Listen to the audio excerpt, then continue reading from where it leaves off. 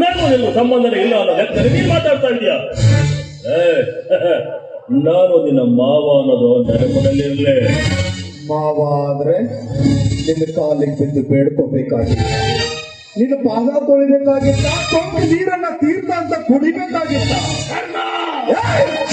ನಿನ್ನ ಹೋರಾಟ ಚೀರಾಟಗಳಲ್ಲಿ ನಿನ್ನ ಮನೆಗೆ ಹೆಂಡತಿ ಮುಂದೆ ಇಟ್ಕೊಂಡು ಈಗ ನನ್ನ ನಿಲ್ಲಿಸಿದ ಕಾರಣ ಏನು ಅಂತ ಅರ್ಥ ಹೇಳ. ತಾಳಿ ಕಟ್ಟಿದ ಹೆಂಡತಿ ಮನೆಯಲ್ಲಿದ್ರು ಮತ್ತೊಬ್ಬಳ ಕರ್ಕೊಂಡು ಬಂದು ನನ್ನ ಮಗಳಿಗೆ ಕಿರುಕುಳ ಕೊಡ್ತಾ ಇದೆಯಲ್ಲ, ಯಾಕೆ ಅಂತ ಕೇಳ್ಬೋದಾ?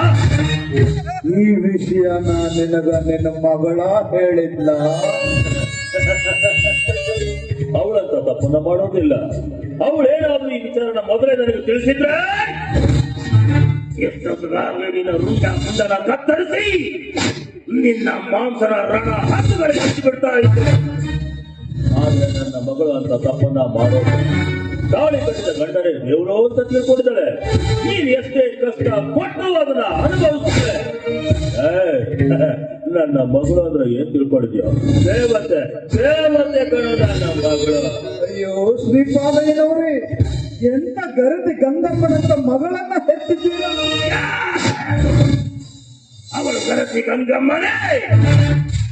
ಅವಳು ಗರತಿ ಗಂಗಮ್ಮ ಆಗಿರುತ್ತೆ ನೀನು ಇಷ್ಟು ದಿನ ಜೀವದಿಂದ ಬದುಕಿದ್ಯಾ. ಇಲ್ಲ ಅಂದ್ರೆ ಇಷ್ಟೊತ್ತಿಗಾಗ್ಲೇ ಮಣ್ಣಲ್ಲಿ ಹುಗಿದು ಬಿಡ್ತಿದ್ದೇನೆ. ಅಷ್ಟೊಂದು ಧೈರ್ಯ ಇದೆಯಾ ನಿನಗೆ? ಧೈರ್ಯ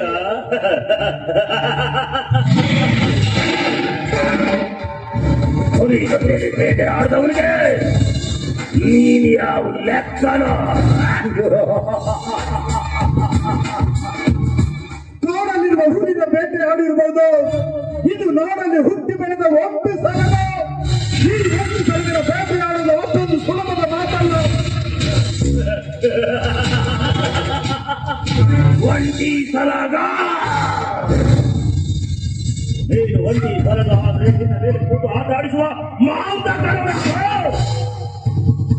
ಈ ಜಾಗದಲ್ಲಿ ನೀನಲ್ಲದೆ ಬೇರೆ ಯಾರಾದ್ರೂ ಇದ್ದಿದ್ರೆ ಅವ್ರ ಕತೆ ಇಷ್ಟೊತ್ತಿಗಾಗ್ಲೇ ನನ್ನ ಮಗಳನ್ನ ಕೊಟ್ಟು ನಿನಗೆ ಮದುವೆ ಮಾಡಿ ನಾನು ಒಂದೇ ಒಂದು ಕಾರಣಕ್ಕೆ ನಾನು ತಿಳ್ಕೊಳ್ಳೋದಿಷ್ಟೇ. ನನ್ನ ಮಗಳ ಬಾಳ್ನ ಹಾಳು ಮಾಡಬೇಡ, ನನ್ನ ಮಗಳ ಕಣ್ಣಲ್ಲಿ ನೀರು ಹಾಕಿಸ್ಬೇಡ. ಬರ್ತೀನಿ.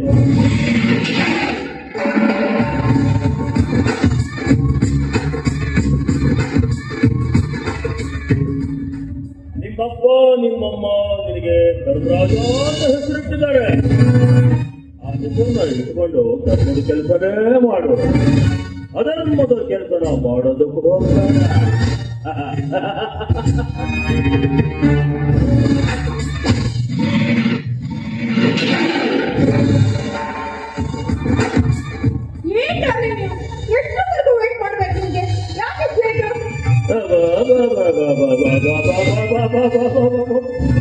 ಇವಳೇ ನೋಡಿ ಇಟ್ಕೊಂಡಿರೋದು.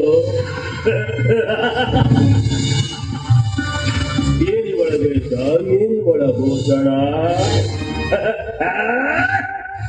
ನನ್ನ ಮಗಳ ಕಾಲು ಹುಡುಗಿ ಸಮರ ಆಗೋದಿಲ್ವಲ್ಲೋ ಇವಳು. ಹೋಗಿ ಹೋಗಿ ಇಂಥವಳ ಬೆನ್ನು ಹತ್ತಿದೆಯಲ್ಲ ನೀನು. ನಿನ್ನ ಮುಖಕ್ಕೊಂದಿಷ್ಟು ಬೆಂಕಿ ಹಚ್ಚ. ಒಂದು ಮಾತು ಹೇಳ್ತೀನಿ, ನೆನಪಲ್ಲಿ ಇಟ್ಕೋ. ತಾಳಿ ಕಟ್ಟಿದ ಹೆಂಡತಿ ಇದ್ರು ಮತ್ತೊಂದು ಸ್ಟೆಪ್ನಿ ಸೆಕೆಂಡ್ ಸೆಟ್ ಇಟ್ಕೊಳ್ಳೋ. ಎಲ್ರಿಗೂ ಈ ಮಾತನ್ನ ಹೇಳ್ತಾ ಇದ್ದೇನೆ. ನಮ್ಗೇನಾದ್ರೂ ಕಷ್ಟ ಅಂತ ಬಂದ್ರೆ ಅದನ್ನ ಕಾಪಾಡೋದು ನಮ್ಮ ಹೆಂಡತಿ. ಒಂದು ವೇಳೆ ನಾವು ತಪ್ಪು ದಾರಿಯಲ್ಲಿ ನಡೀತಾ ಇದ್ರೆ ಅದನ್ನ ತಿದ್ದಿ ಬುದ್ಧಿ ತರೋಳು ನಮ್ಮ ಹೆಂಡತಿ. ಒಂದು ವೇಳೆ ನಮ್ಗೇನಾದ್ರೂ ಜಡ್ಡು ಬಂದು ಮಲ್ಕಂಡಲ್ಲೇ ಕಕ್ಕ ಉಚ್ಚೆ ಮಾಡಿದ್ರು ಅದನ್ನ ಬಾಚಿ ಬಿಸಾಕುವುದು ನಮ್ಮ ಹೆಂಡತಿ. ಹೆಂಡತಿ ಅಂದ್ರೆ ಬರೀ ಹೆಂಡತಿ ಅಷ್ಟೇ ಅಲ್ಲ, ನಮ್ಮ ಬಾಳಿನ ದೇವತೆ.